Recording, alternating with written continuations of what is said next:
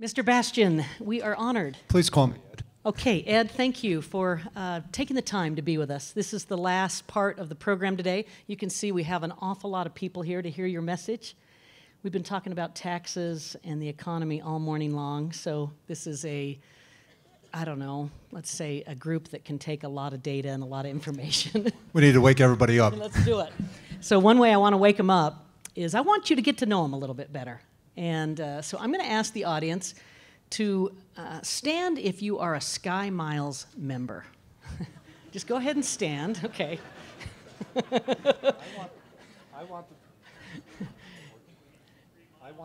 the people that are not Sky Miles members to stand up. He'll bring you over here. So he wanted who's not. Okay, no, stay standing, because now stay standing if you're silver or above. I lost it. All right, stay standing if you're gold or above. And then I'm not going to out the diamonds, although they'd probably like it. But stay standing if you're platinum or diamond. Thank you. Thank you. We love you all.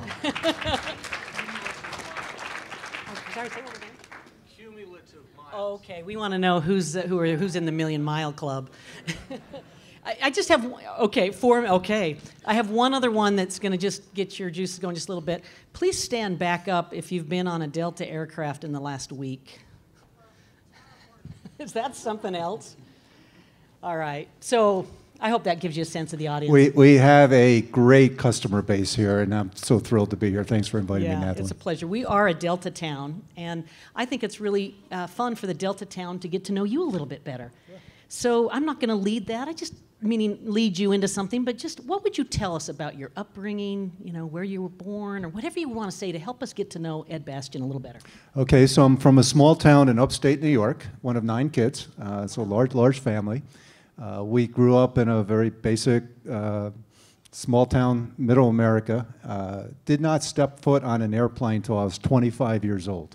Wow. So I was 8. I had no idea that I'd be doing this job. So when I've had the good fortune to do a number of college commencement addresses, I always tell the graduates, you have to keep open your mind to the possibilities, and your learning never stops. And when I graduated school, I didn't know what an airplane even was. So who would have thought? And I am a homeowner in Utah. I've got a small place condo up in Deer Valley. So I've been up there 10 years. And I love it here. That's great. Nobody cares, but just since you brought it up, I got on when I was 8 years old, but I remember my mother gave me a Snickers for the flight. So, yeah. Everybody remembers their first flight, right? Their first flight. Ed, so tell us a little bit. This is a group of business leaders and community leaders. They think a lot about the economy. Delta plays a major role here. You have 5,000 employees. Tell us about the imprint, the footprint of Delta in this town. Well, we love serving this community, and I had a meeting earlier this morning with a large group of our local sales accounts and customer base here, and I told them how much we appreciate the way this community has stood by Delta through some of Delta's biggest challenges. And we can all recall 15 years ago, we weren't who we are today. In fact, 15 years ago, there was a lot of concern whether the hub was even going to survive or Delta was even going to survive, and we went through the restructuring, went through a nasty takeover battle, defeated U.S. Air. U.S. Air wanted to close this hub and move it to Phoenix. So that's how bad it got. But today we are by far the company that has some of the biggest impacts in the region because of the airport and what you're creating here. Salt Lake is the 4th largest hub in the Delta network. Almost stunning. Yeah, almost 300 flights a day at peak, and we serve 100 destinations across both international as well as the U.S. I remember when I came here probably 12 years ago, I was with Governor Huntsman, and we launched the Paris flight, and we all had our fingers crossed as to whether Paris would work. And now we have Paris and Amsterdam and London and growing in Mexico, growing in Canada, and we eventually need to figure out how to get to Asia as well. We tried Tokyo, didn't work, but we need to figure out an Asian flight to Seoul. I just spilled it. Not announcing it yet, but when we get to the new airport, there's that real opportunity because we're going to double the size of the international gate complex at the airport. So, you know, you think of it, it's changed dramatically, and we're going to announce next week, so I'll just announce it now, that we're going to be launching direct service to Santa Barbara starting this summer from here. So. So there's such an impact with what we do and what we create and the strength of the support we have here from the customer base and the community. We have over 4,000 employees here in Utah, including a large reservation center, and that's not even counting all the thousands of indirect jobs that we create, just Delta employees alone. And we love being here. Yeah, that is wonderful. And thanks for slipping the news about Seoul and all sorts of things, whatever the news was. You know, I worked at... That's not news for the record. I worked at the Salt Lake Chamber when the merger happened, and I really remember, when you work in the business community, you remember these milestone moments, and it was a milestone moment because we knew that there was a chance that the merger would go a different direction, and I just remember the smiles on our faces. So. Yeah, and that was the first thing we did when we came out of the restructuring process, is we went and merged and acquired Northwest because we wanted to make certain that never happened to us again, that we were victimized because of lack of scale. And today we are, you know, the largest airline in the globe. Yeah, wonderful. Well, and we have this jewel of an airport that I served on the Salt Lake City International Airport Board for 8 years, and have some insights into what a heavy lift this is. So we go, and I'm an economist by training, so I go around telling people this is a $3.6+ billion investment, and we saved about $400 million to do it, but you can thank Delta Airlines for the rest. Tell us a little, and I know that's a colorful way to say it, but because there's a lot of other... We're going to wind up paying for it. Yeah, there's a lot of other people contributing, but what does this mean in your mind to the future of air travel in this state? What does it mean to the economy? What does it mean to the... that Delta will be a hub airline here for the foreseeable future? Well, the facility is truly world-class, and thanks to you and the community. We're getting great support in the development of the airport. We are opening the first phase of the airport next year. It's hard to, so September 2020 is the scheduled opening date, and we're going to open probably about half of the airport at that point.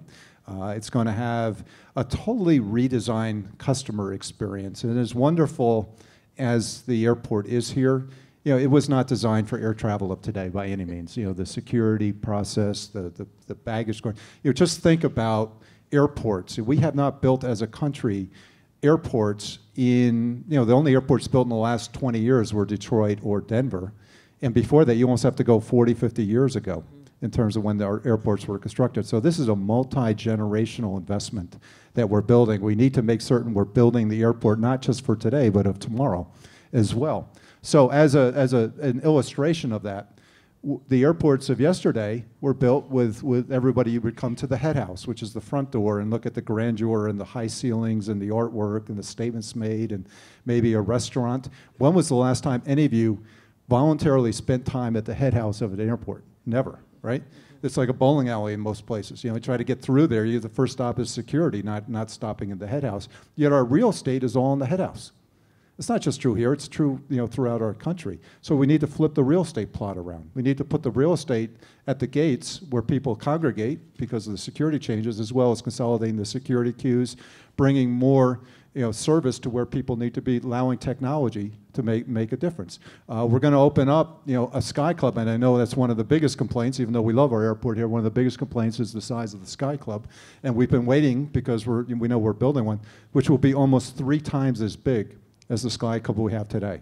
And it will be a world-class facility. You're going to have a consolidated security queue where everybody will come through and congregate. And that's the fall of next year, so it's not that far away. Love it. Wonderful. So when I hear you talk like that, you're talking about a lot of customer-facing kind of innovations or changes. I'm going to just tell you a little story. Everybody's got a story, right, on the airlines, and this is a recent one, but I flew into DCA, Ronald Reagan, Sunday. Snowstorm. Everyone kind of remember this. There was a big snowstorm that hit the East Coast. So we landed on the tarmac and spent just shy of 3 hours waiting to get to our gate. So that's rough, right? I felt like I could have been in London. But interestingly, I took note, and I knew I was going to be sitting with you. I took note, the water, the tea, the coffee was just coming out to keep people hydrated. The pilot was amazingly communicative. About every 15 minutes, he was getting us an update. And in the end, it wasn't as bad of an experience as it might sound. And then the kicker was, I don't know if you should talk about things like this, but the next day I got a little email from Delta, and they deposited some Sky Miles in my account because of the trouble. Have you guys had that happen? Okay, all right. So, but to me, those are some really purposeful decisions to take something as uncertain as air travel and make it positive so that we think highly of the experience. And I wanted you to just comment on that, and then I want to, we'll go some more into the customer experience. Well, first and foremost, it's about the Delta people. Doing, as you say, it's the service on board the plane. It's taking care of people. We are in the industry of transporting people, but we're in the business of serving people. And that's the difference about Delta. We talk about the real Delta difference, and it's the 80,000 employees that do that. Self-directed. You think our teams, they show up, they take a plane, they travel around the world with it and return it 3 days later in one piece. It's amazing. Yeah, it is. But the power and the autonomy and the authority that sits within that cabin crew or at the airport to make decisions, taking care of people where they sit and using technology where it matters is part of the secret that the company has always been in the DNA of our company. And we can take that service level, mirroring it with technology, and go to whole new levels of service. So one of the things that we did, you talk about delays, which we hate to hear, but weather happens and it happens. One of the things that we said that is the single biggest, even more painful than the experience you went through, was a flight cancellation. Yeah. Never taking off, right? And it's Right. painful for you, it's painful for our employees, it's painful for everybody always around. Yeah, the whole time I was sort of like, we were one of the last ones to land, and we landed safely. I'll be fine. Exactly. Yeah. 5 years ago, our maintenance team on the main line, we had a tough maintenance year. We canceled 5,000 flights over the course of the entire year. And that was probably not that unusual at the time. In fact, there's some airlines that still cancel 5,000 flights a day. I won't name them. We said, we got to cancel cancellations. We just can't do that. And this past year, in 2018, we only had 55 cancellations due to maintenance from 5,000 Wow. 5 years ago. You're talking about 99% reduction. Wow. And yeah, we invested in predictive technologies and invested in better sparing ratios and the like, but fundamentally it's the people. And trying to think creatively, think differently, think innovatively. So it's not only the sexy technologies of the future, mobility, but it's actually improving the processes that we have today, because we believe at Delta, and we fight against the notion that air travel is just something that must be endured. There's a hassle factor, which we acknowledge. Mm-hmm. And if you're a road warrior, you're on the road every week, I get it. I'm one of those myself. But we reject the notion that air travel is something that must be endured, but really should be part of an experience that you look forward to along the journey. And that's the magic of what we get to do. Yeah. We take for granted, that we're connected to Wi-Fi at 35,000 feet, and we're staying connected to our family, and we're flying on some of the most innovative new equipment ever built, and we got to create the airport. We're in an incredibly exciting, magical industry, and we lose focus on that. And that's really, if you ask me what our strategy is, that's really what we're trying to create, bringing the magic back to the experience. I love that. I once read a quote by the CEO of Hertz. It was a long time ago, but he said, "Nobody goes on vacation to rent a car. You're going for something else, but you're kind of flipping that and making the travel part of the vacation." Yeah. Interesting. As you say, everybody remembers their first flight. Yeah. There's something about it. There's something about the experience of travel that brings everyone together, that makes the world better, that makes the world smaller. This world needs it more than ever. It needs a company like Delta. We like to say at Delta, no one better connects the world. And that's our mission. That's the anthem we're on. Yeah, love it. So still on the sort of consumer-facing theme, I believe in the last week, if I've got it right, you were down at the Consumer Electronics Show, CES. And I've always wanted to go. I've never been, but I've always heard about CES. But you don't think intuitively about Delta being a presence at CES, and I thought it might give you a good opportunity to share with us, what was your message to the electronics capital, of the world at that moment. Well, it was pretty cool, and we were the only airline there, and we were given the keynote, the opening keynote, part of the opening keynote address to CES. And if you haven't been, you really need to go, because it's. I've always heard about it. It's crazy. About 200,000 people, so it's massive, and it's Vegas, so it's crazy. And there's a lot of moving things around, and and it just kind of. And it's technology. You can get distracted easily. But the reason I was there, and I was there at the invitation of Ginny Rometty, who's the CEO of IBM, and she asked me to join her as part of her keynote to open the conference, was to talk about an industry and a company that's a 90-year-old company. We've got a lot of legacy infrastructure and slow moving at times, and any of you that are part of an old age mainline company, you can give acknowledgement to that. For myself, I just ran, by the way, I ran the New York Marathon a couple months ago. I know what 90 feels like, okay? I felt like it for several weeks after running it. But trying to transform a 90-year-old company and turn it into an agile technology, consumer technology company is where we're going, and that's why they invited us there. We serve 200 million customers a year. The only way you can build relationships with 200 million customers a year is through technology. The level of personalized attention and personalized connection that we have. The big buzzword today in corporate America is about digital transformation. And I tell everyone, I don't know what digital transformation means. I'm not smart enough, but what I do know, it's about personalization. And we want to make sure we know as much about you, Natalie, in terms of your needs to best service you, whether you're sitting on a plane, whether you're on the phone, whether you're at a gate, and that we're anticipating your needs. Yeah. It's not there to sell you, though, if we have opportunities to sell you in terms of we'll make offers to you, but it's really to make sure that you feel a connection in a relationship.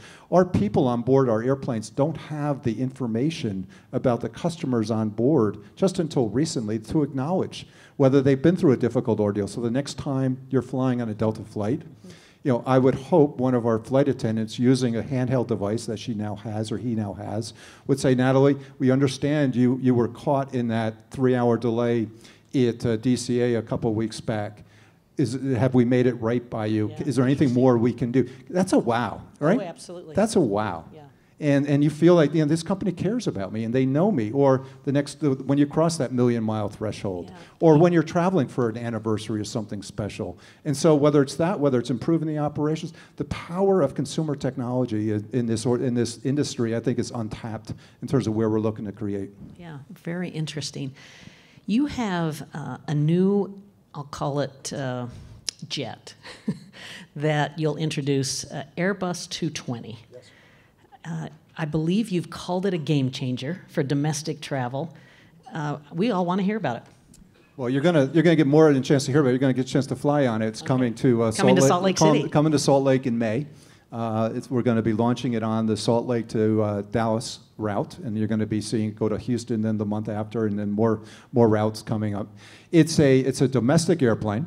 It's a 110-seat airplane that will be the most comfortable domestic product you fly in. So and if it's not, small, I want to right? hear from you. 110 is smaller. It's produced by, it's now called Airbus because Airbus took over the platform, but Bombardier created it. It's not a regional jet, it's a mainline aircraft. It's got the widest seats in our system. Hallelujah. It's a domestic aircraft that has, a narrow body aircraft that has wide body windows on it. So when you get on, it's more spacious. There's larger overhead bin space on it. There's Wi-Fi that works, 2Ku satellite technology, live TV.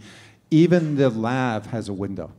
All right, and you go in, the people now that are seeing the plane actually lining up to go to the lab because they want to go to the lab, not because they have to go to the lab. It's funny. And it's 25% more fuel efficient than the planes that it's retiring. You're going to see a lot of that plane out here. We've got 90 of them coming. Wonderful. Great to hear. And you're going to see more and more of those coming here at Salt Lake. Yeah, look, I'm going to look for a reason to go to Dallas. Well, you'll have reasons to go all over the U.S. on that airplane. Yeah, that's great. There is something about this economy and workforce and shortages and recruiting the people you want and need for your company. And I just wanted to ask you about the way you involve millennials at Delta. And the reason this has an interesting Utah connection is as a share of our population, we have the greatest share of millennials of any state. And we also have a larger millennial population than the baby boom cohort. So we think of ourselves as millennial. Well, we think of ourselves increasingly in that same vein. So at Delta, starting next year, the largest segment of our employee population is going to be millennials. We've gone through, we've been hiring at a rate of 5,000, 6,000, 7,000 people a year for the last several years, and I see that continuing. So pilots, flight attendants, maintenance, doesn't matter, whatever area of the company that you want to work in, we had over 1 million applicants last year for those 7,000 openings that we hired. So you have this fairly young workforce if you're growing rapidly and you're hiring young. Absolutely, and it's a different generation, as we all know. I like to joke, I own 3 millennials myself. I haven't quite figured them out yet. But I have 2. But we have a lot of help sorting it out. Millennials, one of the things about millennials is they love experience, right? They don't want to own stuff. They want experience. And we're in a business of experience, creating experience, right? It's like creating magic. And so we are on Indeed.com and some of the top, we're like the number 2 or 3 company on some of these major websites in terms of attractiveness for millennials to come work at Delta. You know, the things that we look for, certainly technology. You know, this is a generation that grew up with technology being native. Yep. You know, they think different. They can be accused of being impatient, ADD maybe. I don't know if that's fair or not.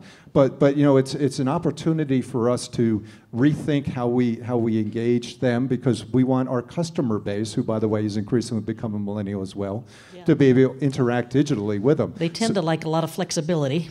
They enjoy flexibility, and we've got a lot of flexibility that's inherent in what we do. Yeah, very interesting. So, you know, kind of talked about some of the customer facing, about your employees there. You do something else really interesting for employees, and I don't know if the audience has read about this or knows about it, but Delta has a profit sharing program. And if I have my statistics right, over the last 5 years, you've been sharing over $1 billion every year with your employees as a profit sharing move, which I think's got to get kind of interesting in the boardroom, because you have shareholders and you have employees, and I think it'd be helpful to understand the thinking behind the very generous profit sharing you do. Well, our people are the reason for our success, you know, full stop. You know, we talk about technology, airports, planes. No, it's people. It absolutely is people, and the culture and the values of this organization geared around taking care of the people. It's the better job we do taking care of them, the better job they're going to do taking care of you. And when we went through our dark days back 10 years ago, we told them, and listen, this is an employee base that took massive pay cuts. It's hard to remember. Our pilots took 50% pay cuts, 5-0, all right? And lost benefits and other things as well. All of our employees took double-digit in terms of 20, 30, 40% pay cuts back then. It's, again, hard to remember. But when we went through and made those very, very difficult changes and decisions with them to save the company, we told them that they would get the first fruits of the return on that, and that when we became profitable, they would get 15% of the first profit. And it's something we've kept ever since. The management team does not participate in that, just our employees do. And we always pay it on Valentine's Day. So if you fly in Delta, Valentine's Day is a great day to travel. Okay, everybody's even happier than normal. What do they get, an email that shares the profit sharing? We have celebrations. We blow it out. This year, coming up on Valentine's Day, we're going to distribute $1.3 billion to our people, to the 80,000 people of Delta Airlines. It equates to about 14% of their pay is just the profit sharing bonus. And locally, I know you've got a lot of local economists and folks in the room. Look for a spike in the local economy on February 14th. $50 million of loans coming into Salt Lake into the pockets of our people that live here. So you'll see a little blip on the radar screen. Yeah. That's Delta. That's great. And just can I add one other thing, Natalie? Sorry to interrupt you. You know, we're so proud. It's been 5 years in a row. There has not another company in the U.S., much less the world, that has done it once. We've done 5 years in a row of over $1 billion. But a few years ago, a bunch of us got together. You know, it's great that we're recognizing our people, but we want to recognize our communities and our customers that created this. So we decided a few years back that we're also going to have profit sharing for our communities. So 1% of the profits of Delta, starting a few years ago, go back into our communities.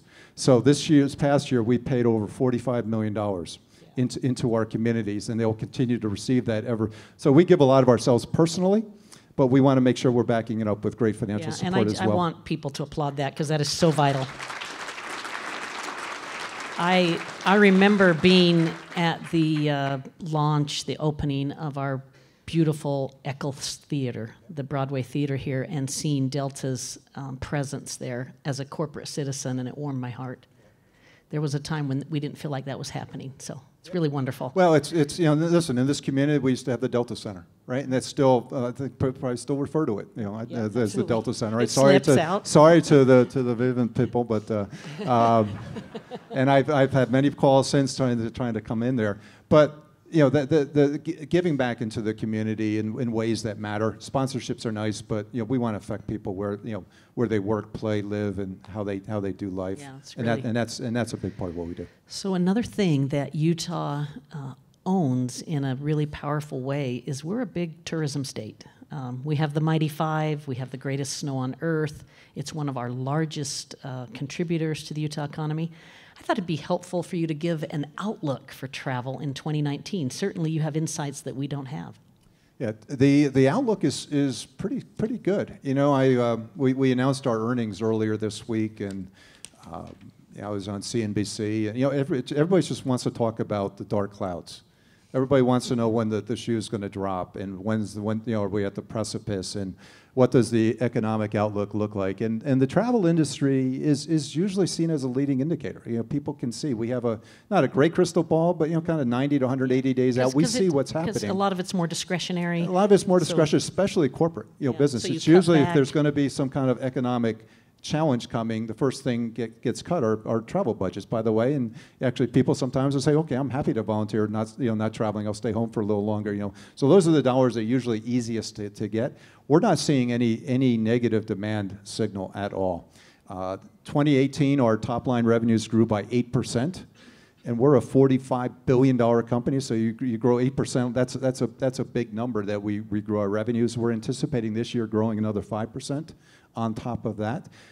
So we see the economy's, the rate of growth slowing, but it's still a growing economy. The fundamentals are strong. Our outlook for the quarter is good. This past year, we generated a profit of $5 billion, which we've had for the last 4 years, of $5 billion or more profit. Despite overcoming a lot of fuel volatility. That's been one of the challenges we've had the last couple of years, with fuel prices up 25% year on year. This coming year in 2019, fuel prices look more stable. Our cost outlook's more stable. So I think that will give some benefit back to the consumer in terms of putting some more discretionary dollars back in their pocket. And I think 2019 is going to be a very solid year. Yeah, well, great to know for the economists in the room. We got we got a lot of information, but February 14th, we'll see a little boom, and then 2019 won't be bad. You are someone who in tech terms, we call an influencer. And you're an influencer for a bunch of reasons, but you're an influencer on LinkedIn. So social media is something that some leaders choose to engage in and some don't. I just wanted to ask you about your philosophy about social media and being a leader of a major company. Well, I think for social media, when it first started to become popular, I think all of us just wanted to put our head in the sand and pretend it didn't exist and hoped it was a fad. I don't know why we call it social media anymore. It's media. It is the main source of media today. It's not social, it's just media. In fact, a lot of it's not very social.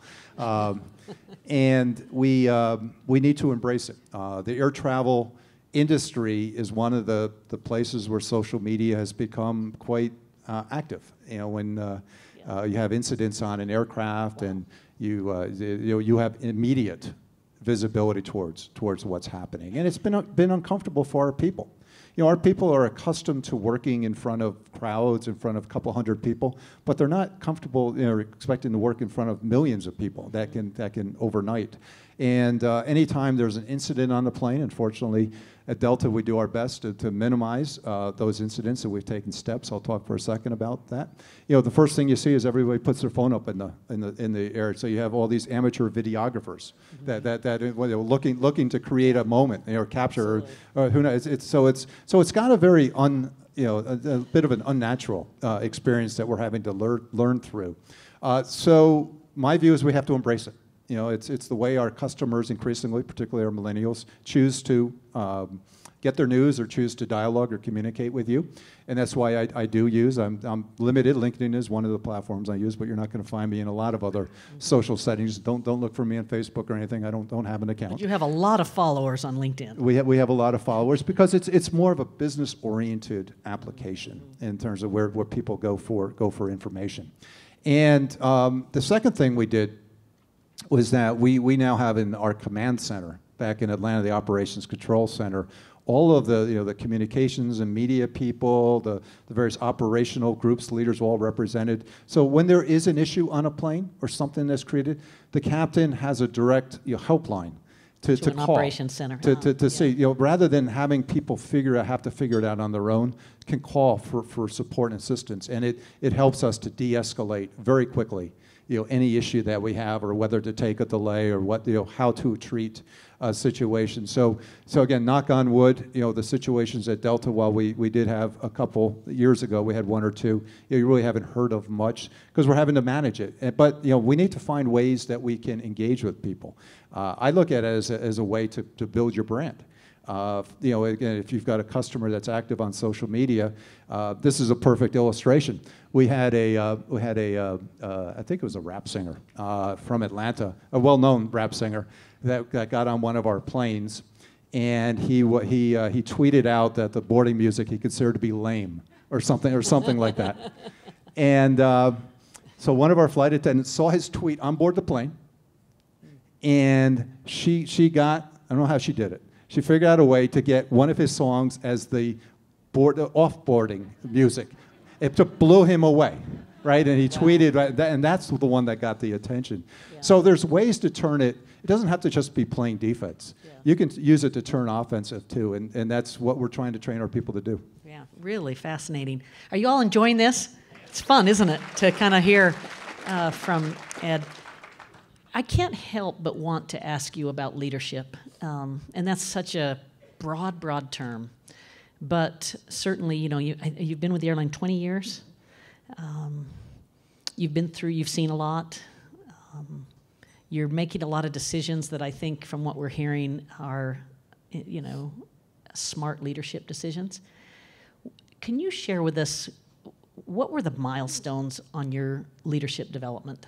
What is it that helped you grow in a way that you could lead a complex entity like you do today?